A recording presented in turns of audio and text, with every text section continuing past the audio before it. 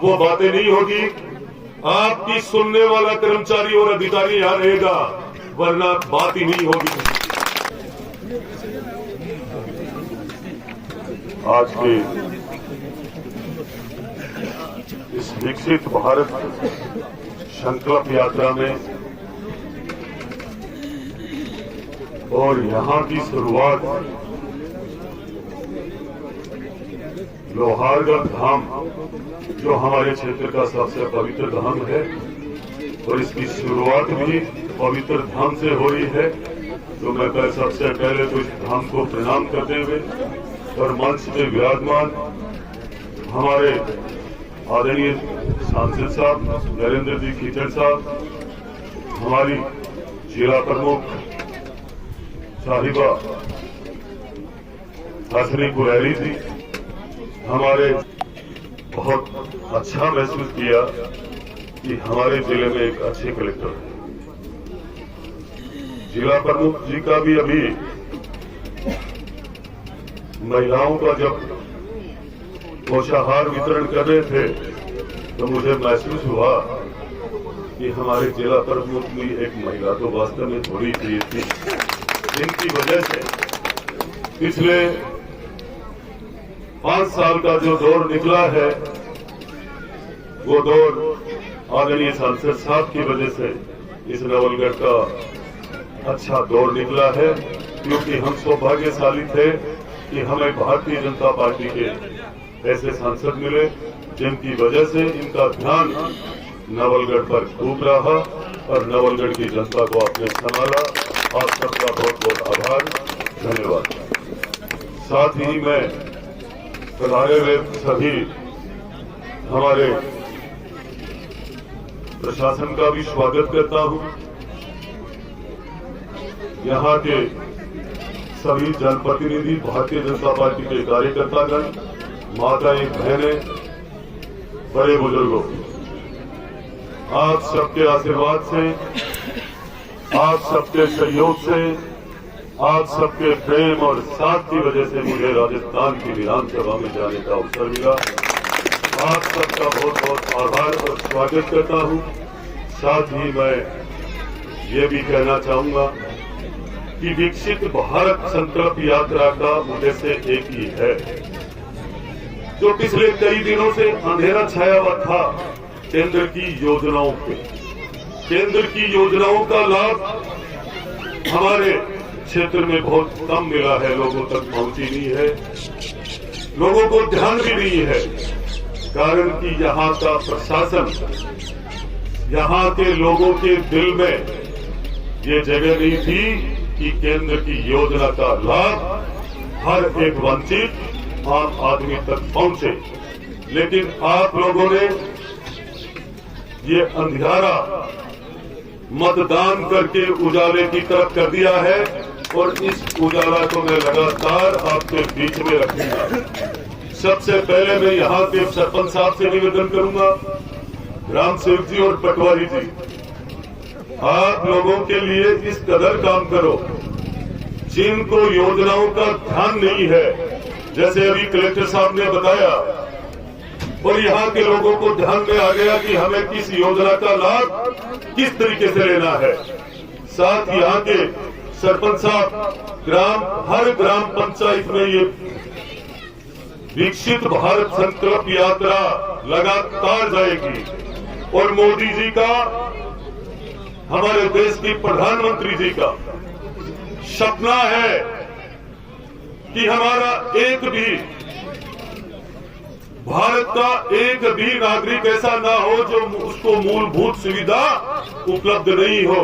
ये उनका सपना है और ये सपना तब ही पूरा होगा जब नीचे से हम सब लगेंगे। आज हम सब इस विकसित भारत संकल्प यात्रा को सफल बनाने के लिए हम सब जुट जाएंगे।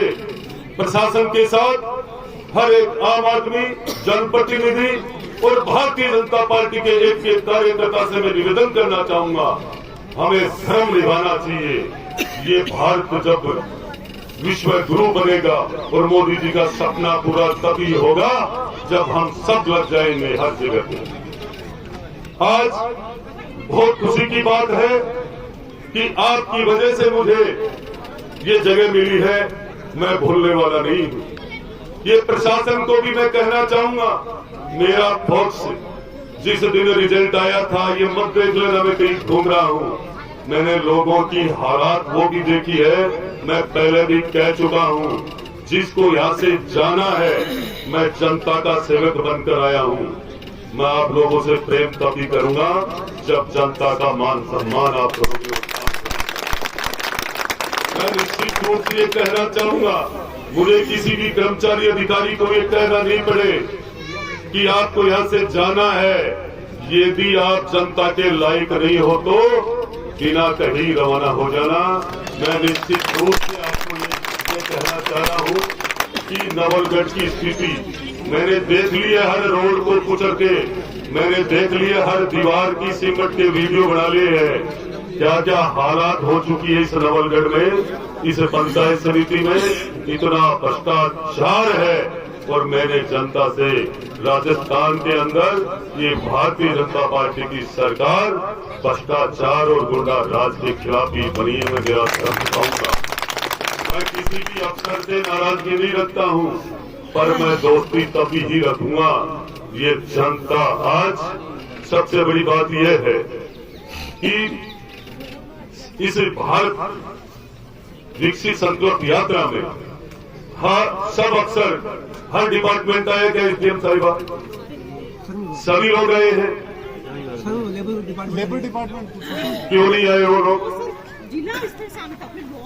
जिला लेबर डिपार्टमेंट की स्थितियां ये हो रही है। स्कीम मतलब जनता, जब ये सबको आना चाहिए, आप बुला सकते हो और बुलाना चाहिए। वो कोई तय नहीं है कि इसके अंदर वो नहीं आएंगे या ये नहीं आएंगे। बीएफओ साहब को भी आना चाहिए था, बीएफओ साहब नहीं आए। बहुत बड़ी प्रॉब्लम है यहाँ पे। और इस लोहागढ़ के एरिया में तो जानवरों की ये स्थिति है कि यहाँ जो भी रेवड़ रखने वाले थे सांसद साहब, उनको रेवड़ बेचना पड़ गया है। वो नीचे आने लग गए हैं जानवर, वो जिम्मेदारी अब कौन रखेंगे?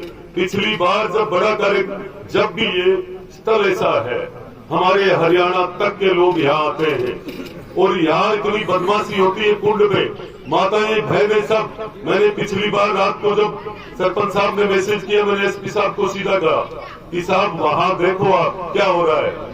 हालात ये है तो कलेक्टर साहब को, आपको अभी भी एप्लीकेशन देकर के ये तय करना है और यहाँ की पुलिस की जो चौकी की व्यवस्था और डीएफओ साहब को तय करो, या तो यहाँ से जानवर हटाए वरना दीवार का काम चालू करवाए। ये गरीब अपना गुजारा कर रहे थे रेवड़ रख करके। मेरी सहमति उनके साथ है और आपको तत्काल ये काम करवाना चाहिए। और मैं आप सबको कहूंगा कि आप सबको सक्रिय हो जाना चाहिए। इन योजनाओं का लाभ हमारी माताएं, बहनें, बच्चे सब शिक्षित है। आप सबको लग करके इन योजनाओं का लाभ निश्चित रूप से उठाना चाहिए। हम सबका दायित्व बनता है।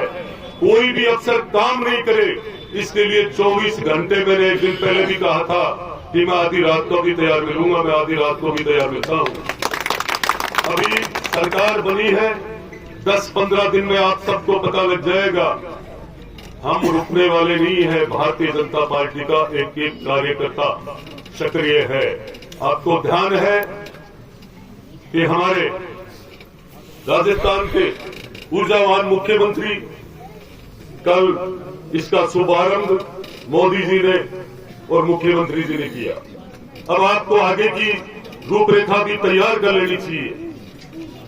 ये जो रथ आया है, इस रथ की आपने देख लिया होगा कि इस रथ के आने से जिन योजनाओं का लाभ और जिन योजनाओं का आपको ध्यान नहीं था, वो ध्यान अब आपका आकर्षित होगा और हम नीचे की जिम्मेदारी पूरी करेंगे।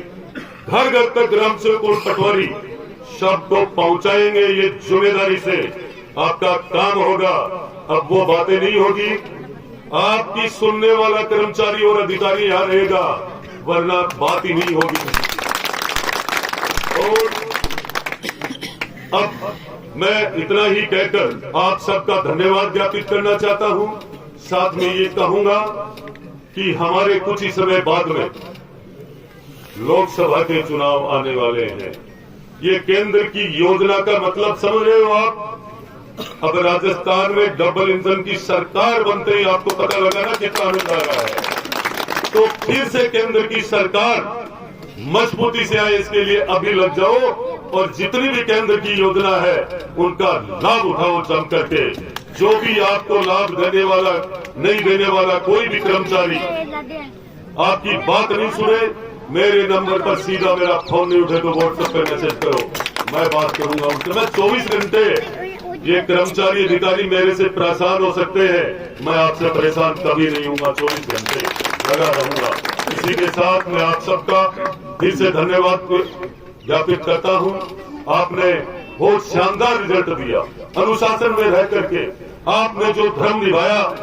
25 तारीख का मैं 5 साल तक धर्म निभाऊंगा, बड़ी ईमानदारी से जो वादा किया वो पूरा करूंगा।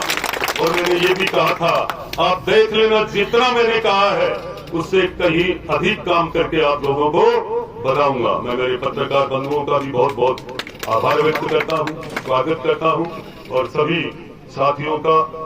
और यही कहूंगा कि जिस एकजुटता के साथ आप लोगों ने पूरी नवलगढ़ विधानसभा में हर समाज ने जो परिचय दिया, उस परिचय को मैं संभाल के रखूंगा, लेकिन आप लोगों को भाईचारा और प्रेम जिंदा रखना है। जय हिंद, जय भारत। बहुत बहुत धन्यवाद माननीय विधायक महोदय।